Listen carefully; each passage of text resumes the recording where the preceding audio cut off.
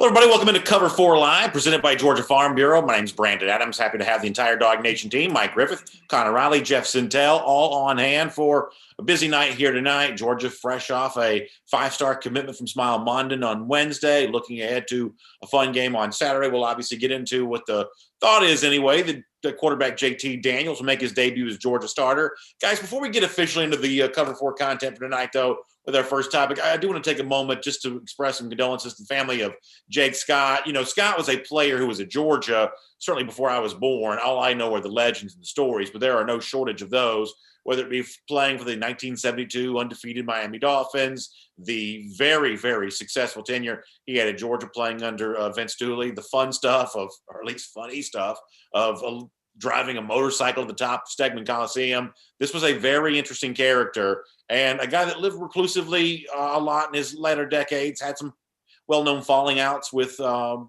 Shula, with Vince Dooley, the coaches that he played for. But what a figure he was in the world of football. Connor, I know you wrote a little bit about this at DogNation.com.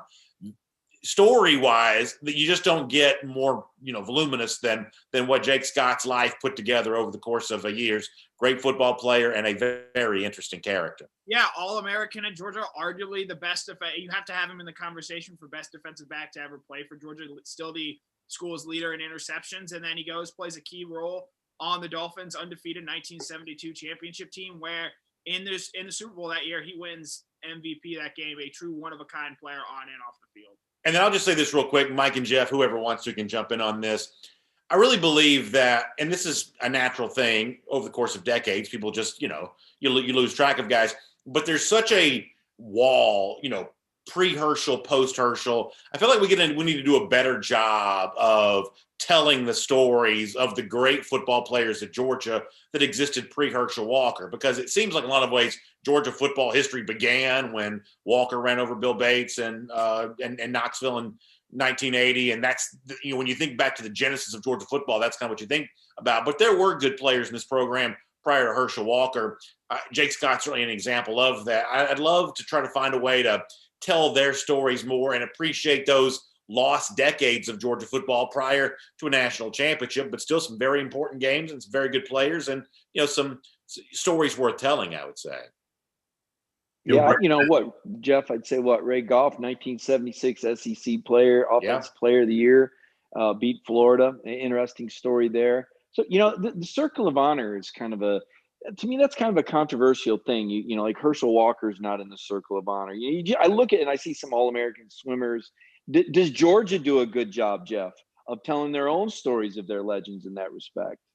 I think you got to be a Georgia graduate to be in the Circle of Honor. I think that's one of the criteria to be in the Circle of Honor. I don't know if Herschel ever finished up his degree when he left. I do think he came back and finished, but I would agree with Mike's larger point that the criteria for what makes you, Jeff, you're as plugged in as anybody in the fact that you're scraping around for the characteristics and the qualities that make you Circle of Honor, I think would demonstrate the fact that it's maybe not as well defined as it possibly could be. Yeah, and I think maybe when we really look at it, there's Herschel Walker, and then there's Georgia history up until 1980, because everybody can bring up Charlie Trippi, Johnny Roush, they can bring up Frankie Sinkwich. How about Pat Dye? But then you got in those middle years. That 1968 SEC championship team that Billy Payne was on, that Jake Scott was on.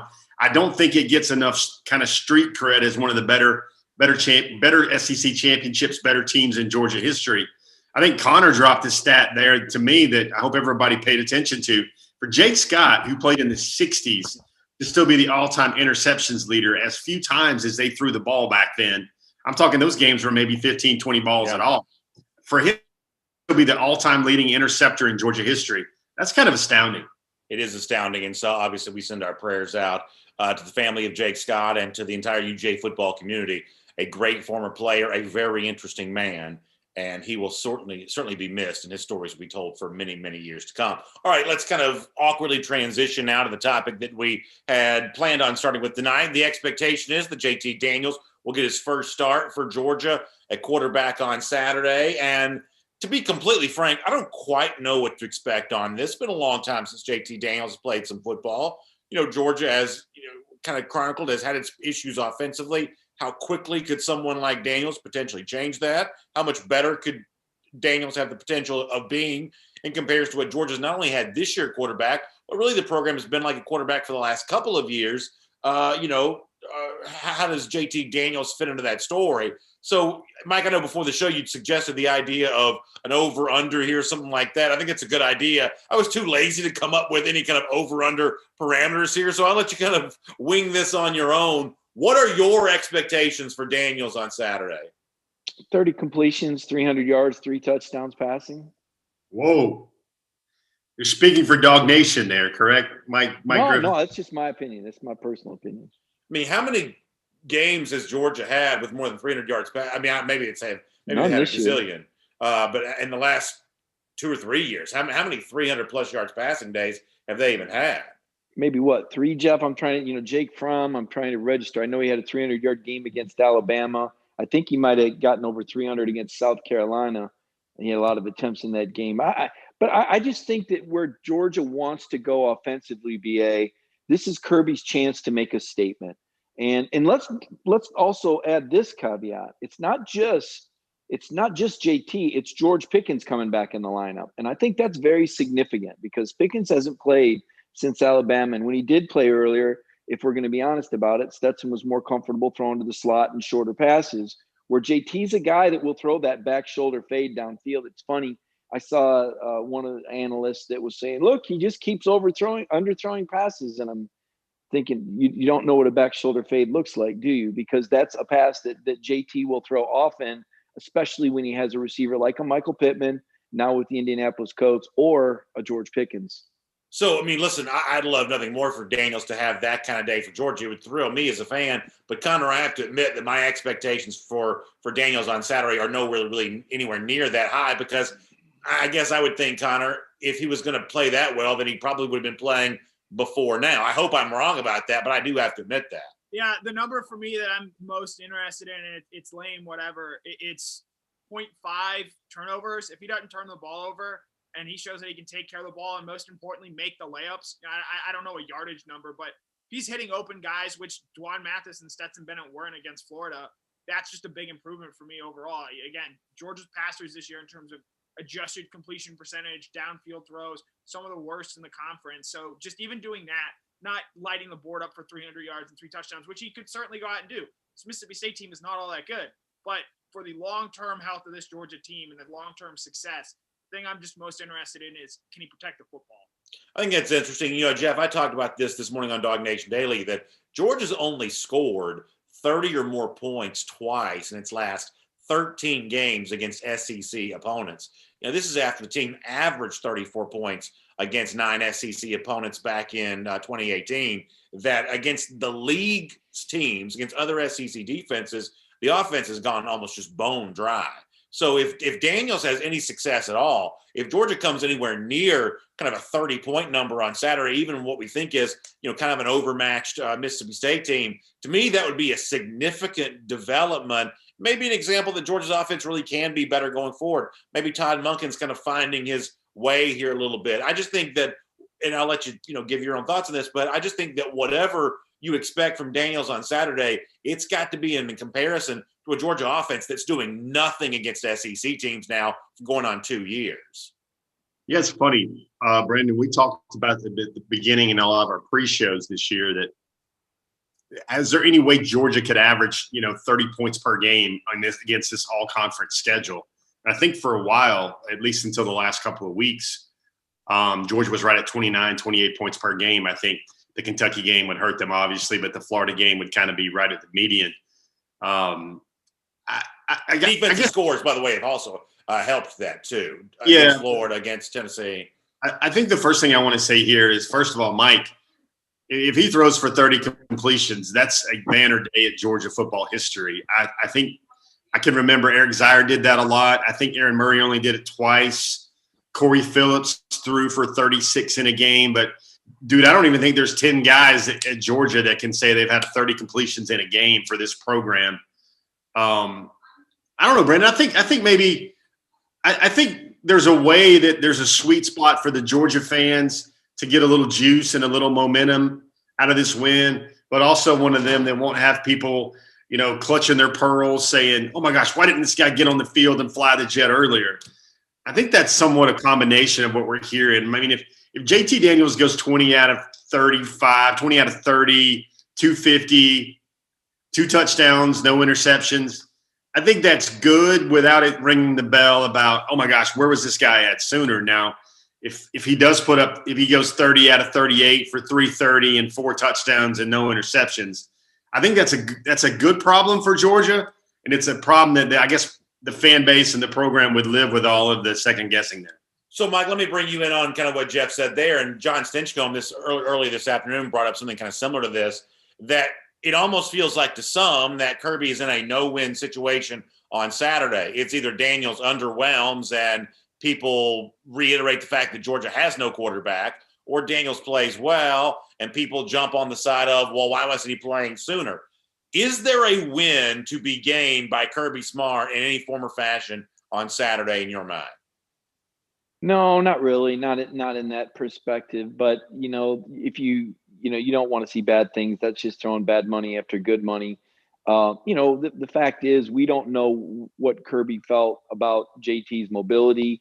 And we do know that Kirby had a lot of confidence in Stetson Bennett. And the underlying reality is that Stetson Bennett, was leading Florida 14-0 when he left that game injured.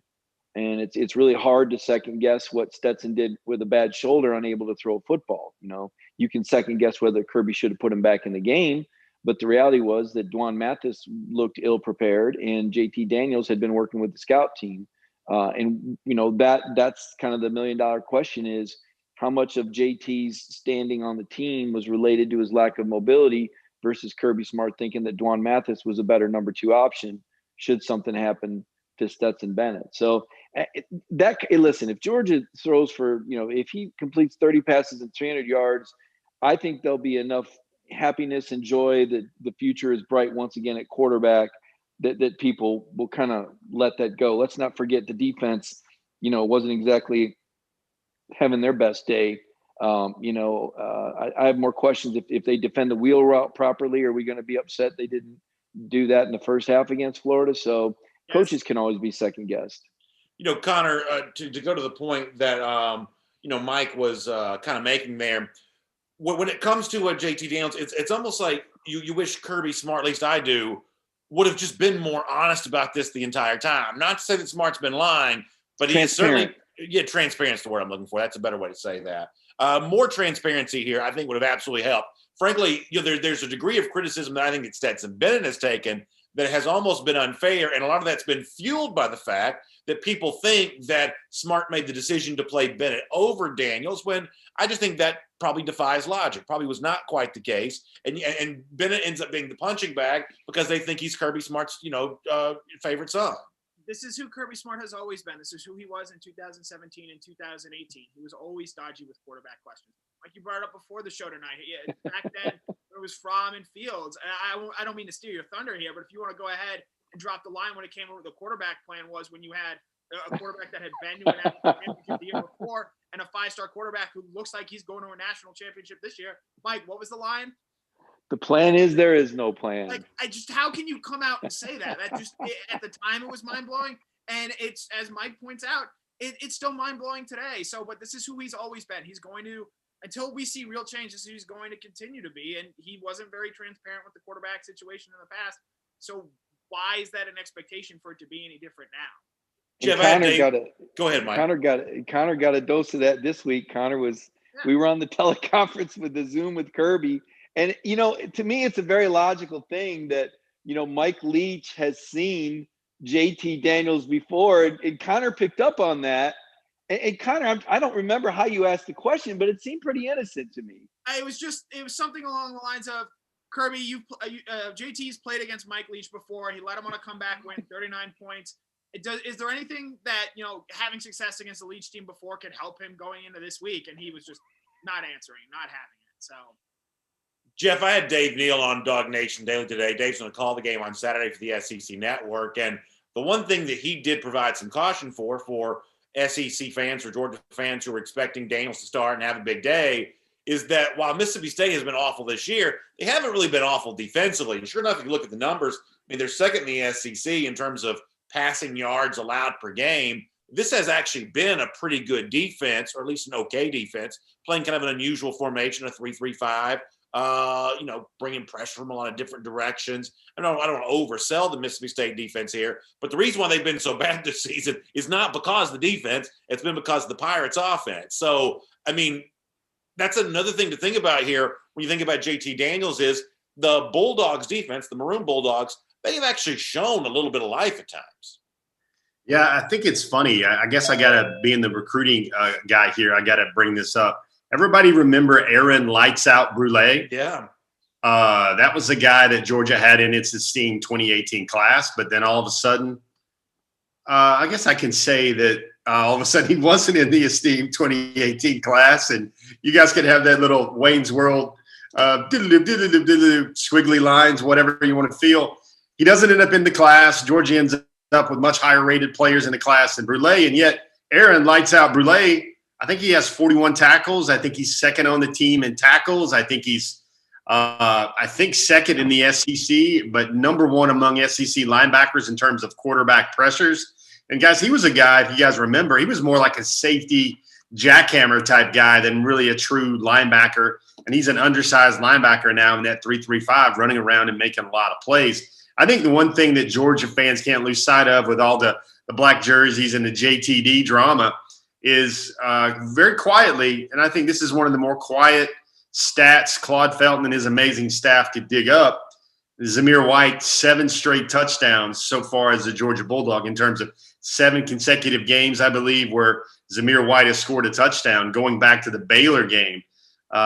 With all this pretty talk and this great talk about JT Daniels and George Pickens, Zamir White definitely needs to have another big day for Georgia.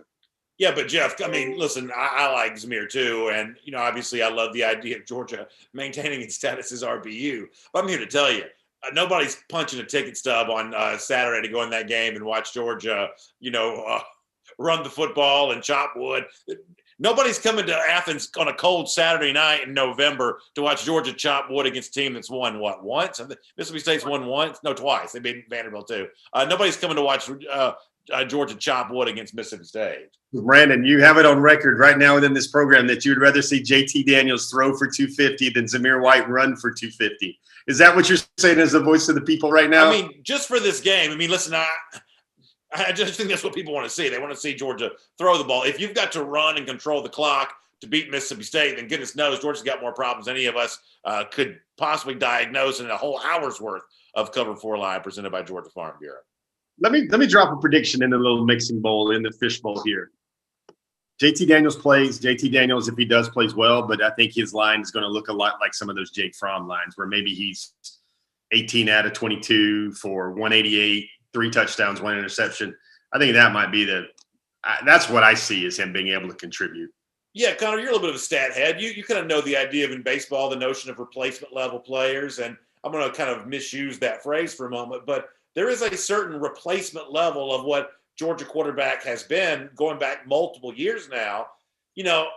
I think the most likely outcome for Daniels, unfortunately, and I hate to be the wet blanket in the conversation, I think the most likely outcome for Daniels on Saturday is something approximating what the last 4 years of Georgia quarterback play has been. You hate to be the wet blanket because you're putting a wet blanket on Zamir. You're now putting a wet blanket on. No, I'm not putting it. It's not Zamir's fault. I'm saying, No, it feels like you're being real 7-3 right now with this energy in here. Right. I'm not expecting JT. If he comes out and throws well and throws for 300 yards, I think that's a really good day. And he has the weapons available to him. George Pickens, Jermaine Burton, who's had some time to continue to work, Kyrus Jackson as well.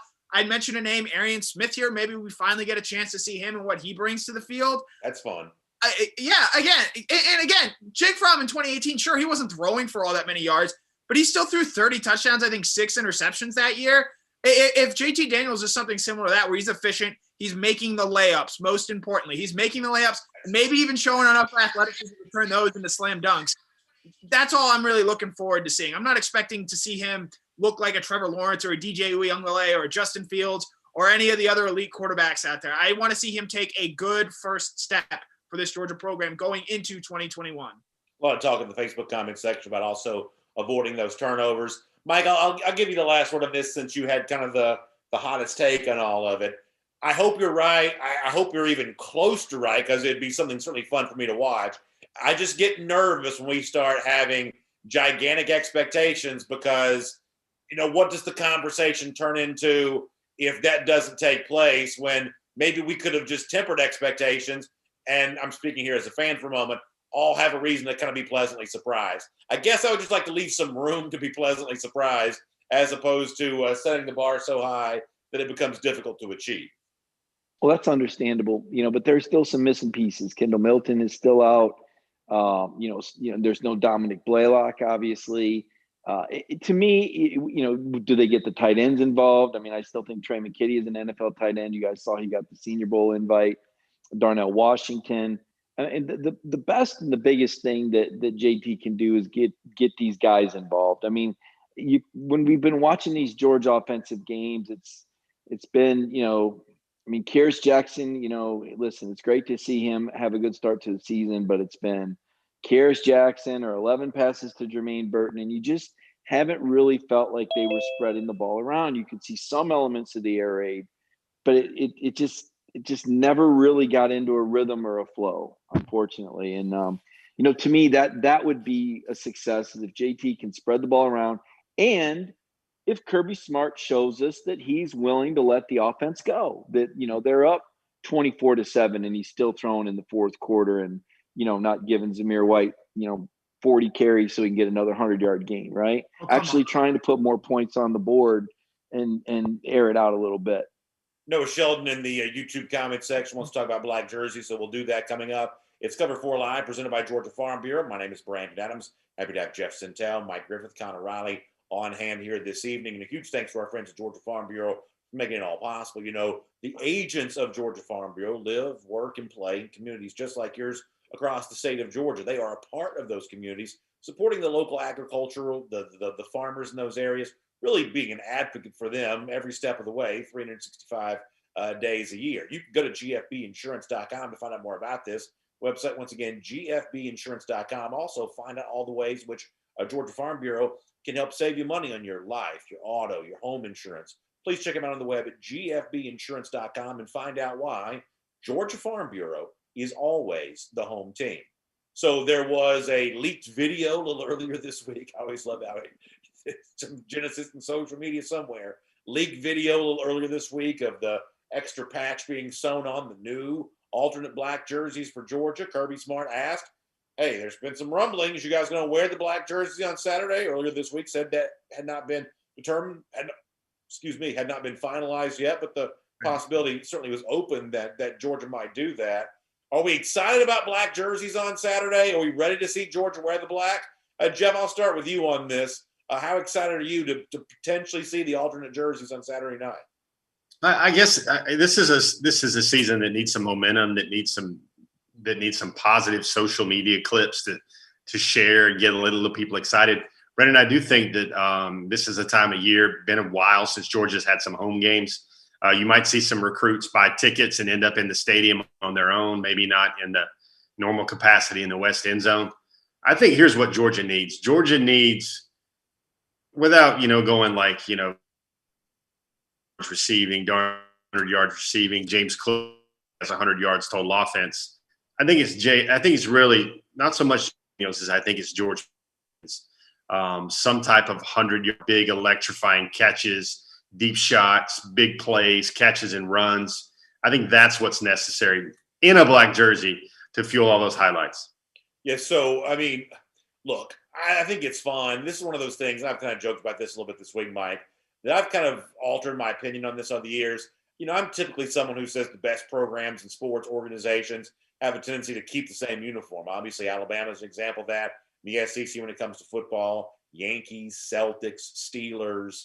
These are teams that just don't change the uniforms. And I kind of like the idea of Georgia being in that group at one point in time. But that's not what the majority of the fans favor. The majority of the fans favor something different. They are excited about the black jerseys. And so whatever excites other people kind of excites me. And so I am kind of looking forward to seeing them. I don't think these black jerseys are as nice as the old one. I don't really like the dog collar thing around the neck, but I'm also 43, and they're probably not really made for me when it comes to stuff like that. So I'm kind of excited about seeing them on Saturday night, and excited about the reaction. If Georgia drops the social media post that officially declares it, people will like that.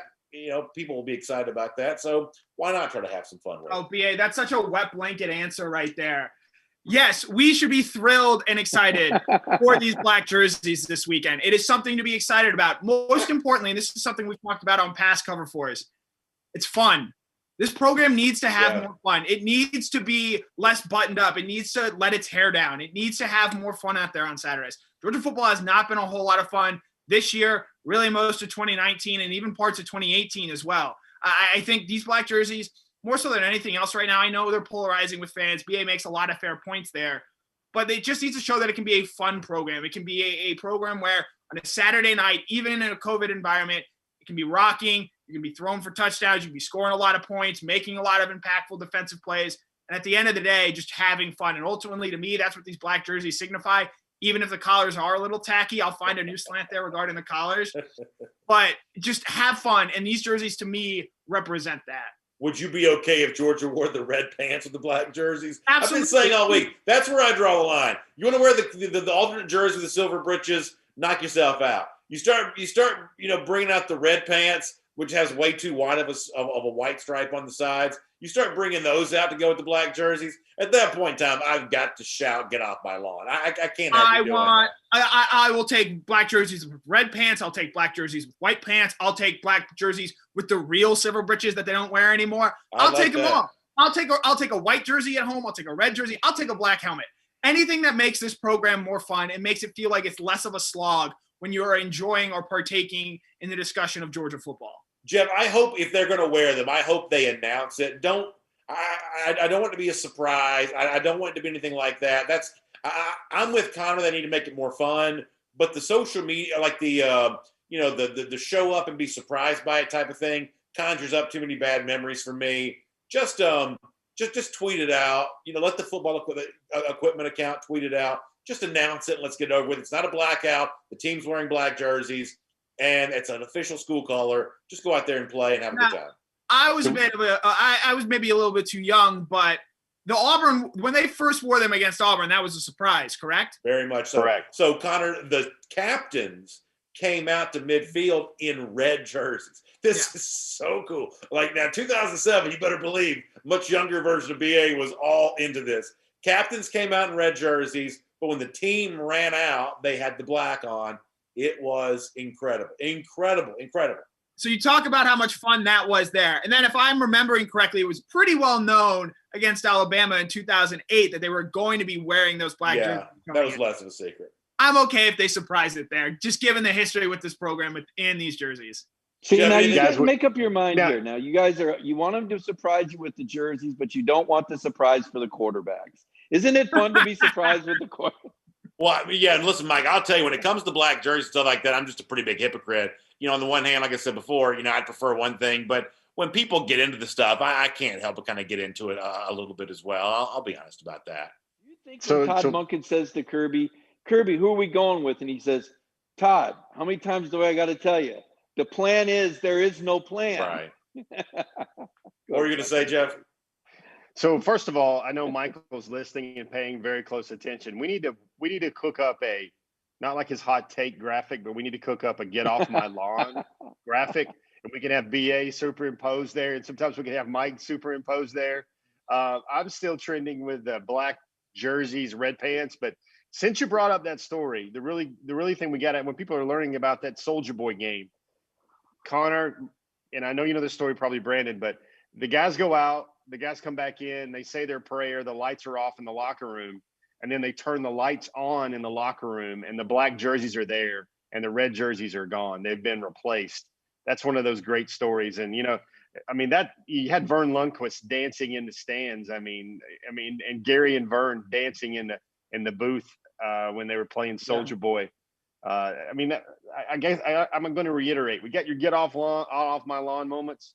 We need some more Vern dancing, the announcers dancing up in the press box moments, and make Georgia football, make it electric, not just fun again. Yeah, and listen, there's no doubt that was a great moment. And when you think about Saturday night, it'll be pitch black dark when the team comes on the field. You've got the smoke in the tunnel, the LED lights that line the walls, as they walk out of the new West End Zone locker room. When those black jerseys kind of penetrate through that smoke, that's a great image. And you talk about fun, that's a very cool image. I love the entrance at night anyway, where the LED lights, I'm talking about the ones on the runway there coming out of the locker room are incorporated to go along with the smoke. It's a really cool look as it is. If it's the black jerseys that emerge out of that, that's a great visual. Yeah, you can't deny that, I don't think. So Mike, I apologize. When I was telling you about how far-fetched the 30 completions were, if we now put JT Daniels in a black jersey, then I think 30, 35 completions is the norm, because we all know football players, sarcasm font here, all football players play better when they're in the right type of jersey and not worse. Oh, there's no sarcasm needed there. You look better, you play better. I'm clearly the best dressed here tonight, and I'm doing better than all of you right now. So that's just sort of a fact of life right there. It is true that sharp dress sharpens the mind. If you really want, words to live by, those are the words you live by. I don't know if it's working for Connor or not. I guess the audience can judge for themselves on that. But sharp dress does sharpen the mind. So if it's black jerseys on Saturday, I think it's a lot of fun. I've said this before, that I think they ought to start wearing them a lot more frequently. I think that one way or another, to destigmatize the black jerseys would be a good thing. Let it be a thing where you go to a Georgia game, there's a very good chance they could be wearing them. It just becomes a regular combination that Georgia wears, as opposed to this thing that people assume, well, if Georgia's wearing them, it must be a special occasion. It's not necessarily the case. There are teams that shift things around, wear alternate jerseys all the time, and it's not a motivational ploy or a special occasion. It's just something that a team's choosing to do. I actually hope, I wish they take the dog collar off the neck, but I hope that Georgia actually starts wearing the black jerseys a little bit more frequently, just to kind of take some of the 2008 stigma off of them, because for everything that we love about 2007, the 2008 version of the black jersey is not so much fun. And Jeff, you'll remember this, Connor probably a little too young. Worst uniforms that Georgia has ever worn, with the exception of the 2011 game against Boise State, the 2009 Florida game when they came out again, surprise, black helmet, black pants. I cried. I was so sad that Georgia had reached to such a hollow attempt to find motivation against the Florida team, and then unfortunately ran them off the field. How about white? How about stormtrooper uniforms? White helmets, white jerseys. No, you can't do that. No. One, hey, Brandon, I think it ought to be a state law that Georgia has to wear a red helmet with a black G. I think that should be a state law. Go ahead, Jeff. Brandon, I got a funny one for you. What was longer? I think what still exists and is longer.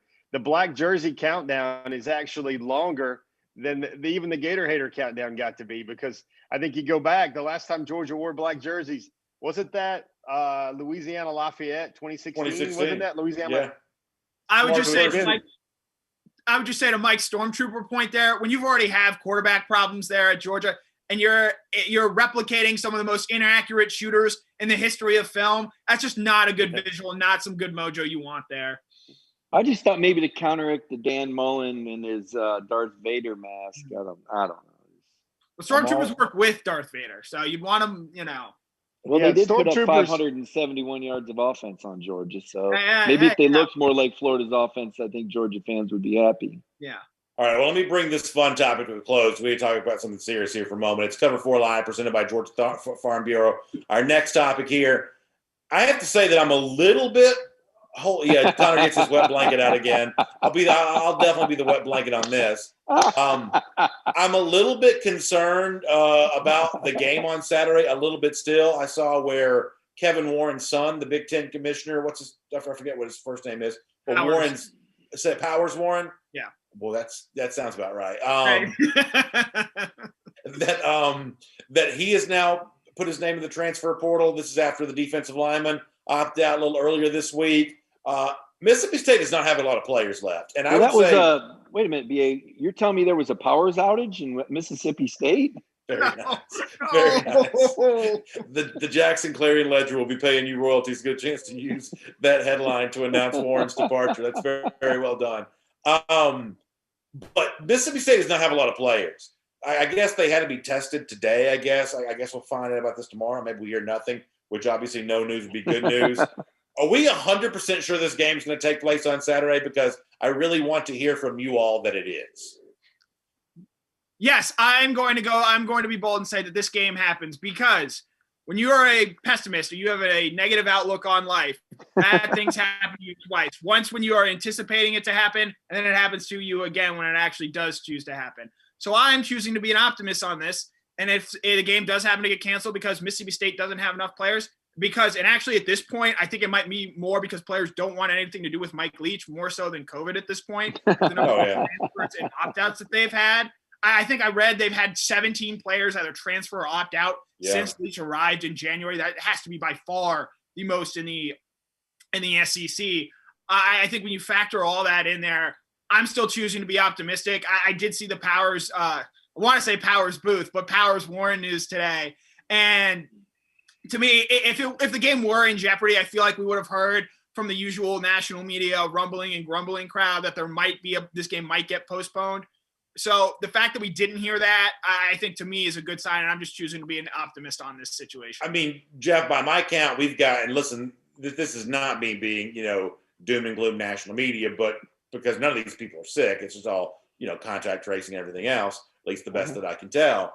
But we've got, I think, 2 other games in the SEC that are also kind of a precarious perch right now. Eli Drinkwitz from Missouri this week said they're down to 54 scholarship players eligible to play on Saturday. They can't afford any positive tests. Maybe they won't have any, but they can't really afford to have any. And Sam Pittman, the Arkansas coach, I believe he's also admitted that he really can't have any positive tests. If that, what I think can be a really fun Arkansas LSU game on Saturday, they can't really have positive tests either. So this is one of those situations where Mississippi State kind of goes in the same category of Missouri, very few players just even available. South Carolina maybe that way to a degree, but more so Missouri and Mississippi State. Arkansas says, they've got some guys they're hoping to hear about here.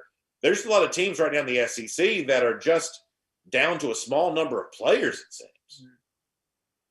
Jeff? Brendan, it's kind of like football everywhere, man. I've been talking, I think I've made 5 or 6 high school trips this week, checking on teams and players, and man, they're literally like scared to death at this time of year. They're waiting for a ball to drop. They're waiting for a test to drop. These are not uncommon stories where a guy gets on a bus or getting ready to load a bus and they lose their center, their short snapper, and their long snapper on the Friday before they load the bus to go to a game. I mean, it's kind of indicative of everything that's going around football, not just SEC football, and even with their higher quality control standards of everything. I mean, I see it everywhere, Brandon. Young men have to still get their temperatures tested. They have to, before they can enter the football buildings, they need to have their masks on. I'm going to tell you what, though, this game gets struck down by another test or two. And man, I think it's going to take some fervent people to really stay plugged into this season, because Georgia's really needing a shot in the arm of everything. They haven't been home in a while. Another postponement, it was going to add to the doldrums of this season so far.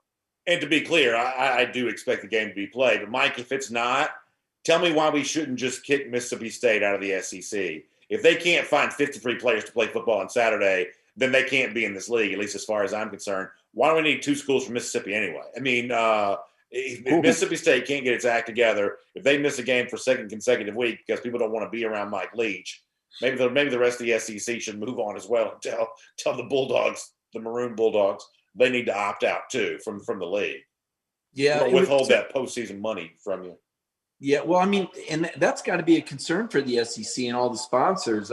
There's a lot of guys that are opting. I'm looking at South Carolina, both their quarterbacks quit on their teammates, and people get all upset when I say that. But, I mean, at least finish the regular season for your seniors and for everybody else and for the legacy that you're playing for. Now, the argument would be, well, you fired the head coach with games remaining. So, did the school quit on them by firing their head coach? I mean, that's kind of the danger of everybody trying to turn the page and get the early jump on 2021 is that, you're indirectly sending a message that you've given up on this season when you fire coaches with 4 games remaining. And now you're seeing players quit. This has become a trend. Mississippi State had a defensive lineman who opted out, Connor. I will say, yeah, you mentioned coaches there. You look at the schools right now that are having trouble with COVID. Missouri, Eli Drinkwitz is in his first year there. Sam Pittman, his first year as a head coach, period. Mike Leach, his first year at Mississippi State there. While, yes, LSU has had some issues as well. I believe Texas A&M, they had to cancel a game. How about this? If you're CBS this week, you're sending Brad Lessler, Gary Danielson, and Jamie Erdahl to, I believe, Reno, Nevada to cover a San Diego State Nevada game at the 3:30 window on Saturday. Yeah. I'd rather just not work than go cover a game when you're thinking you're. When was the last time the SEC had a 3:30 game on CBS? It's been a while, right? It was Florida, Georgia. That's crazy. That was the last time Georgia played. Yeah. That's crazy. They haven't had a 3:30 game on CBS since then. So they will have 2 3:30 games on CBS in November. Georgia, Florida, and Alabama, Auburn. Yeah, that's tough. That's tough. All right, let's talk about something happy on this for a moment. We'll turn our attention back to the field for Georgia and Mississippi State on Saturday. It's Cover 4 Live, presented by Georgia Farm Bureau. Good to have all of you with us. So we're expecting a change at quarterback. Somebody asked in the Facebook comment section earlier, has it been officially announced that JT Daniels is starting? It hasn't been officially announced. These kinds of things typically aren't, but there are plenty of rumblings. We've talked on Dog Nation Daily today about the Matt Zimmers report, AL.com, saying that Daniels will start. We've all essentially assumed that he probably would. Been all kinds of online chatter that Daniels has been taking number 1 reps at practice. So we are expecting a quarterback change for Saturday. But, Jeff, beyond quarterback, what else needs to change for Georgia? After the loss against Florida, hoping to be back on the field on Saturday, what other changes would you like to see? Well, let's not forget let's not pick at his scab here, guys, but pass defense, Mississippi State, slinging it around. What did Florida do to this defense? What did Alabama do to this defense? It's kind of vogue how everybody looks at what LSU did last year with the rub plays and the pick plays and, the unbalanced formations with stacked receivers on one side, the 3-by-1 looks.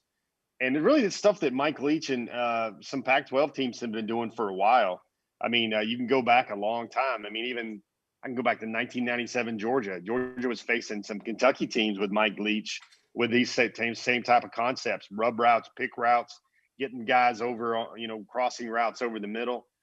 Georgia defended those with a lot of inside and out type techniques from their defensive backs. So for me, the quickest thing that comes to my mind when everybody's focused on the quarterback and the jerseys is that defense does not need to surrender 450 passing yards or 400 passing yards this week to a Mike Leach ball coach team.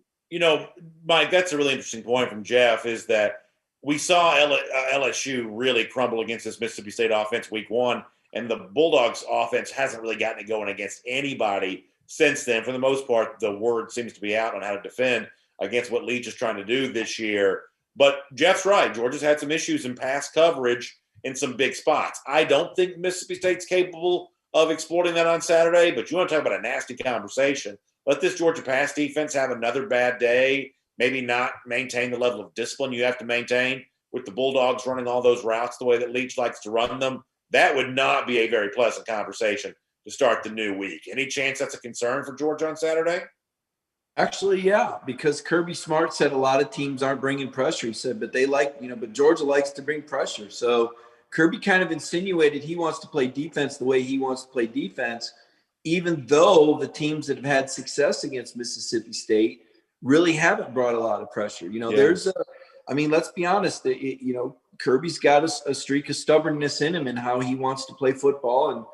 And I do feel like Georgia's players are talented enough for him to smother a Mississippi State, though. I mean, certainly there's a lot of different strategies you could, use to win this football game. Mississippi State's had a lot of players opt out, which is why their COVID numbers are more damaging, because those players opting out count against you, right? I mean, they're like automatic COVID or COVID contacts. That's why I predicted at the beginning of the year that it would be Vanderbilt, but Vanderbilt's actually shown up and played with some, with some pride and played Kentucky within 7 points, which I was pretty impressed by. Maybe Vandy. Yeah, Vanderbilt's covered 2 weeks in a row, including against Mississippi State 2 weeks ago.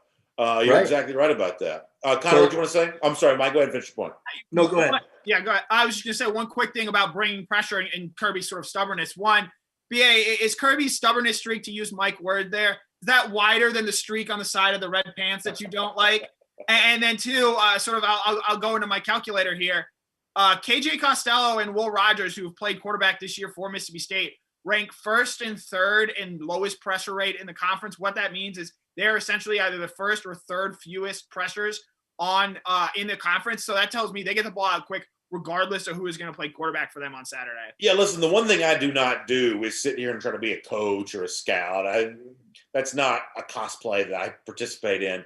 But it does seem to me, Connor, that look at week one, the word was that LSU just tried to be too aggressive defensively against Mississippi State, and that's the reason they got exploited. LSU does like to play an aggressive version of defense, including kind of the press man stuff that Georgia also favors. And it seems in the weeks after that, the Mark Stoops game plan for Kentucky, the Barry Odom game plan for Arkansas, the best that I can tell, that was a lot more conservative of a defensive approach, maybe even dropping back into some zones, some things like that, and just trying to clog up those passing lanes. As Mike pointed out, this will be a very big test for the stubbornness of Kirby Smart, given what has worked for every team that has tried to stop Mississippi State. Does Georgia truly go out there and try to stop them a completely different way than what, at least in my eyes, the rest of the SEC has done to render them essentially, neutered? I mean, yeah, that's what got LSU in trouble. They kept saying, hey, we're just going to play man on these guys. We're going to play our defense. And they got blowtorched that day. They gave up 5 touchdowns to KJ Costello. And the other games he's played this year, he's thrown 1. Again, this is going to be defensively a really interesting game for me for Kirby Smart, given what happened against Florida and with how Mississippi State ideally forces you to play, where it just told us if you just drop 8 and rush 3 and are content to just play sound zone defense, you're going to win pretty convincingly against what has been a bad Mississippi State offense this year. And by the way, speaking of bad offense, Mike, you realize they're like at least 120. 2 weeks ago, they were absolute DFL when it comes to running the football, but they're like 125th now. There are literally 120-something teams in the country that run the ball better than Mississippi State. That is a crazy thing to say about a team in the SEC. Yeah, I that's Mike Leach, though. That's what he did at Washington State. It kind of makes you wonder why any running back would want to go play for him. In fact, his running back left, right? Kylan Hill left the team. So there's been a lot of issues. I've said from the beginning, I thought that was a bad marriage. I thought that was Mississippi State trying hard to outdo the Lane Kiffin hire, and I think they'd have been better off keeping their previous head coach. All right, so this is not an official – I'm sorry, go ahead, Jeff. So, I guess listening to you guys and the term stubbornness and everything that was thrown around, I started cycling a few thoughts through my head. Would this not potentially line up? Maybe, Brandon, you're the odds maker among us here. This could be the sweet relief bowl for Kirby Smart. And what I mean by this is, A, he relents on the black jerseys. B, he puts JT Daniels in there and lets him throw the ball around for 30 completions, like Mike said. C, they play some off-man coverage against Mississippi State, and they try to back off. One of the things people forget, Georgia gets this reputation for being pressure and cover 3 or whatever, but the greatest DB cornerback for Georgia, Deandre Baker, the Thorpe Award winner, if you remember back a couple of years, Bake didn't play a lot of press man. Bake did not play a lot of hands on a guy. He was an off-ball corner. He played off a whole lot.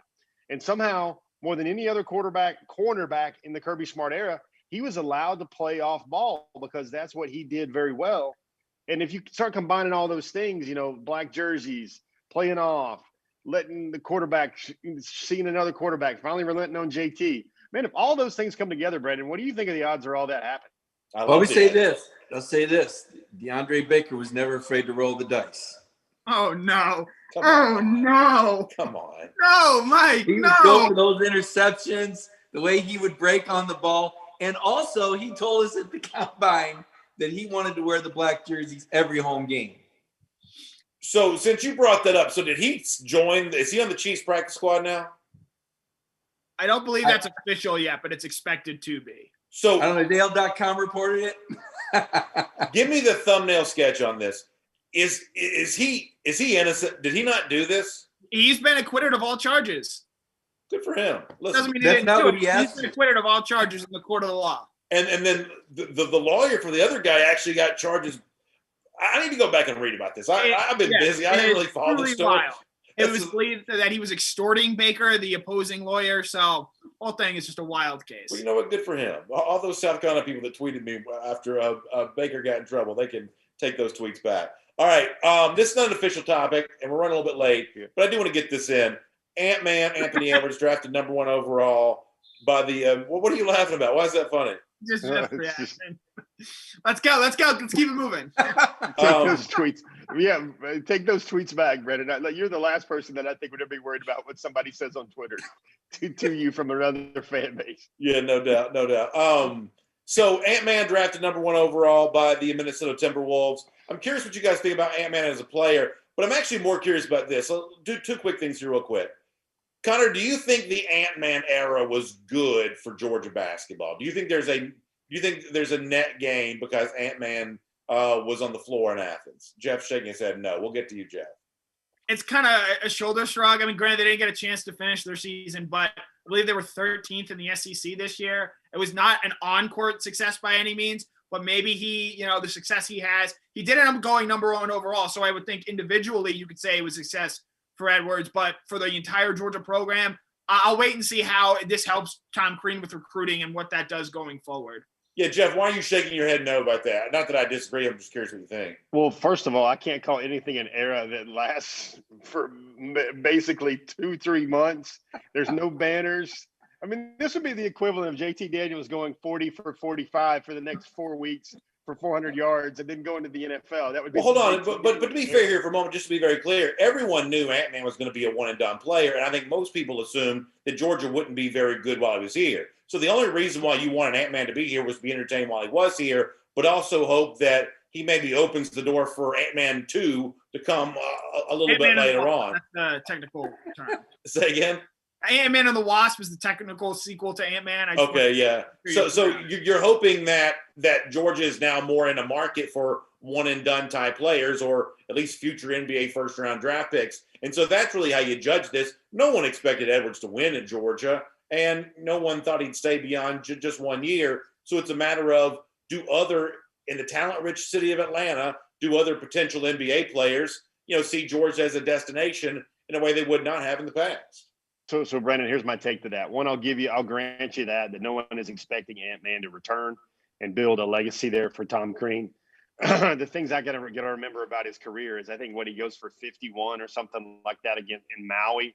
And then that's really his one shining moment as a Georgia Bulldog. The thing that concerns me about what you were trying to say right there is Ant-Man, he comes, he goes, I think he averages 19 points per game as a freshman. Georgia wins no big games, hoists no big banners. Wasn't really likely going to make a run in the SEC tournament, make the NCAA tournament. And then finally, no big games. Do you realize when they beat Memphis, that was only the second time in Georgia basketball? This is an incredible stat. The second time in Georgia basketball history that they won a non-conference top 25 game on the road. That's how bad Georgia. Yeah, but James Wiseman was already gone for Memphis by the time they played that game, though, wasn't he? Yeah, still top 10 team, but still it was a top 25 team. But the point is, Georgia basketball history is lousy. It's awful. The good old days were not that good. So what this does do, though, is show you that you can come to Georgia and be a one and done. It opens that door. And the other thing that happens is now you've got a relationship with Anthony Ant-Man Edwards and Dwayne Wade. When kids come here, they want that association. They want to be able to play pickup basketball with Ant-Man in the summer.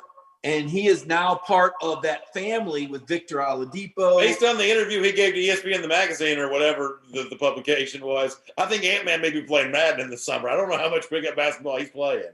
Well, he's actually a bit of a gym rat. But the cool thing about Ant-Man is the character, the kind of player that he is. I think he's the kind of guy that Georgia fans can root for and be proud that he's a Georgia guy. I mean, he really is a lot of fun. He really was a good teammate. He was selfless. He works very hard. And I think what Tom Crean says about the importance of being around good teammates, I mean, he's only 19. I'll tell you a quick story. I was doing a story on a female track student at Georgia this summer. And I was talking with her and asking her about, well, what's it like over there at the tutorial center with all the different athletes? And she said, well, there's some guys on the football team, they're not even that good and they act like there's somebody and they don't even start. She said the nicest guy over there, and you didn't even know he was an athlete, was Anthony Ant-Man Edwards. She said he was the most polite, pleasant person, and I think he will be a tremendous ambassador for Georgia. You think he'll be a good player, Mike, in the pros? I think in a few years. I think it's going to take him a few years to mature. Right now he's surrounded. I mean, I'm curious. I'm going to start watching the T-Wolves. He's with Karl Anthony Towns. Ricky Rubio's headed there. D'Angelo Russell. They're not going to ask the Ant-Man to do a lot of scoring out of the gate. He's going to play defense. He can distribute the ball. He's improved his catch and shoot ability. His shooting last year wasn't real good. That's one thing Tom Crane, the three-point shooting that he was so noted for at Indiana, hasn't really arrived here yet. If they just make 34%, they win 21 games. But point is, I think he's going to mature into that guy, and I think he will mature into perennial all-star. Very fast, kind of not to steal Mike and his league pass watching T-Wolves games thunder here, but do you think Edwards is going to be a good pro? Maybe eventually. I mean, his ceiling is as high as anyone in this draft. If he hits it, he's a James Harden-esque player. Yeah, but I've seen the rest of this draft. I'm not sure how much of a compliment that really is. However, I will say he's playing with Karl Anthony Towns. Karl Anthony Towns was a player that worked with Jimmy Butler, a noted gym rat, worked super hard, perhaps too hard in some people's cases, and he asked out of Jimmy Butler. I have a lot of questions about him on the T-Wolves and that organization as a whole. They're going through an ownership change potentially right now. So while he could eventually blossom into a good player, sort of like KCP has when he went to the Pistons, he's now an NBA champion after being a pretty big role player there for the Lakers. I wouldn't be surprised to see if that's the type of player Edwards develops into down the line. All right, that's our Cover 4 Live presented by Georgia Farm Bureau. Time now for Cover More. We take your questions and comments. Our show's now gone so long, though. This is my phone. It's dead as a doornail. Connor, or somebody pull up some comments. I love it. Just over here and shoot from the hip. Let somebody else. Francisco Hurtado wants to know if the gymnastic team is going to be good. Jeff, have you heard anything about the gymnastics team this year? Well, I was doing a story and I was talking to some athletes that were in the study hall, and they were telling me about how good those. That's Francisco mocking us for talking about something else other than football for 90 seconds. So this is what happens when you don't talk football for even 90 seconds near the end of an hour show, is that people start saying that you're not making good use of their time. So Francisco, I apologize to you. One thing that we need to I wanted to finish up my thought on Ant-Man. You know how many guys Georgia signed in the early signing period? The early signing period in basketball, 0. So when you talk about the Ant-Man era, if Georgia can't sign one guy during the November signing period, the year after the Ant-Man era, where he's expected to go 1, 2, 3 in the draft, and Georgia signs 0 players from the talent-rich state of Georgia, the metro city of Atlanta, that's a problem. Going to be very selective, Jeff. They're being very selective, much like the Georgia football class, which was very slow to get their ball rolling in the spring when Tennessee was number 2 and Georgia was 17. And here we are, months later, all those Tennessee fans that were crowing about the number 2 class, it's now the number 11 class with 26 commits, and Georgia's number 5, Jeff, I think with 17. So plenty of room for the Dogs to go up even higher. All right, somebody else read another comment about football. Let's get ready to wrap up here. The comment section has just gotten off the rails here with you not there to monitor it. They're all asking about non-important sports, diving, whatever, equestrian. So I'll throw a question out there. What's the SEC game that you're A, hoping gets played, and B, most looking forward to seeing this weekend, given that Georgia is a late kick? This week. I think it's a fun slate. I'm very curious to see how Auburn stands up at home against Tennessee. I think Arkansas LSU is a blast. I think South Carolina with Mike Bobo wins against Missouri. I'm telling you right now, I'm a total dork about stuff like this. This week's slate of SEC games, I think, is wonderful. I can't wait. I'm really looking forward to it. Are you gonna turn it into the big CBS game, Nevada, San Diego State? I probably will not be doing that. Let me leave ask the you guys Wolfpack and the Aztecs alone. What chance do you give Indiana against Ohio State? No chance whatsoever.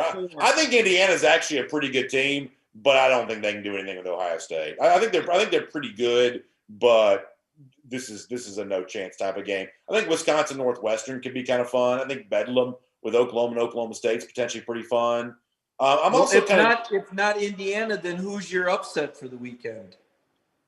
I'm giving you a lame duck or an interim coach, winning as a 5.5-point home underdog. I don't get any credit for that. Can I give you a game that is not being played this weekend, but if it were, I would have taken the underdog? Yeah. I would have taken Lane Kiffin and Ole Miss to beat Texas A&M. I don't know about that. Well, if not Indiana, that's you chasing. You're just chasing the wind on that one. If not Indiana, then who's your favorite to beat Ohio State this year? I'm sorry, Mike. I missed that the first time around. I apologize. Thank you for making you have to do that. Connor still doesn't get it. I do apologize for that. Yeah, I think that's pretty fun. I'm also kind of getting to this group of 5 thing. I don't think any of them are deserving of the playoff, But between Cincinnati, BYU, the chance that BYU may get some impromptu Pac-12 games before it's all said and done. Coastal Carolina, I think it's a ton of fun. The group of five conversation is pretty good here all the way around. I've got one for you, BA. Okay. I'm going to put you at the athletic director table, and Greg Sankey turns to you and says, Brandon, do you have a problem if South Carolina hires Hugh Freeze? Do you think that the SEC will try to keep Hugh Freeze out? Yeah, I wanted Hugh Freeze as the Georgia offensive coordinator before he went to Liberty. Here's my thing, and I'll be serious for 2 seconds, and then we'll get back to goofing off after that. I think you got to leave open the possibility that man can't actually change his life here. Financial ruin, professional ruin, that shakes a lot of people to the core, and all of a sudden they do turn the corner after that. I don't think that morality is necessarily injured by guilt by association. I got no problem with Hugh Freeze getting a second chance. Now, obviously, character's destiny, that if he's still messing around doing some of the things he did before, it'll eventually, ruin his career again. But I have no problem with South Carolina hiring Hugh Freeze. And I frankly hope they don't, because if they do, that's a problem for Georgia, because Freeze is a real gamer. Freeze is a really, really good coach. I feel like that's a good spot to end it. Jeff, I want to know what Jeff says. He's a recruiter too, right, Jeff? And Brandon, thanks for another Cover 4 Live. I think that's the perfect way to end our show. We couldn't have picked a better way to end your show. I'm just trying to pull that one out of your bag, Brandon. That's the way you close all of our shows. That's the way we do it. I do like to. Hey, Jeff, we'll give you the last word on the show. Smile Mann in the fold. Just a thumbnail sketch of Georgia recruiting here, because I know people want to know about that. Yeah, I think they got to get there's really 4 or 5 guys left. Here's one thing, guys. I really think I kind of keep my ear to the ground on this thing. I think there's going to be some more seniors coming back for Georgia, or more guys that maybe have been second, third, fourth, fifth round guys on this team that decide to come back. I mean, folks got to remember Nick Chubb and Sony Michel came back when they probably had second, third year grades as well. What would it be like if some of those key pieces of the defense came back? I can see a scenario. I'm starting to warm to a scenario where maybe not a Richard LeCount comes back, but maybe guys like a Tyson Campbell comes back, a Mark Webb comes back, a DJ Daniel comes back. Maybe you see Jamari Salyer come back on the offensive line. For me, talk about recruiting, and that's what went to where my mind went, Brandon, when you mentioned recruiting, is that if all these guys return, then how many high school guys can they take? On the 2021 class cycle, I think of 3 or 4 names: Terrion Arnold, Xavier Sorey, Mason Smith, Corey Foreman. I think those are the 4 horsemen. Those are the 4 people everybody's waiting on for the rest of the year. That is a terrific way to end this program, starting with the action on the field, finishing with the recruiting. That's how it's done on Cover 4 Live, presented by Georgia Farm Bureau. For Jeff Sintel, for Mike Griffith, for Connor Riley, we appreciate all of you being here with us this evening. Don't forget to check out all the stuff on the site as we head towards the weekend as well. Good stuff there. And Jeff will be with me on Dog Nation Daily tomorrow. Any final thoughts for anybody else? Really quick, last word. Are we ready to wrap this thing up? Wrap it up. All right. 30 completions. 30 completions. Mike Griffith said it, so it must be true. Have a good night, everybody. Thanks for being here on Cover 4 Live, presented by Georgia Farm Bureau. Huge thanks to them for making it all possible. Make sure you check them online, gfbinsurance.com. That's gfbinsurance.com. We'll see you back here. Probably not next Thursday. That's Thanksgiving, but we'll figure something out, and we'll talk to you soon.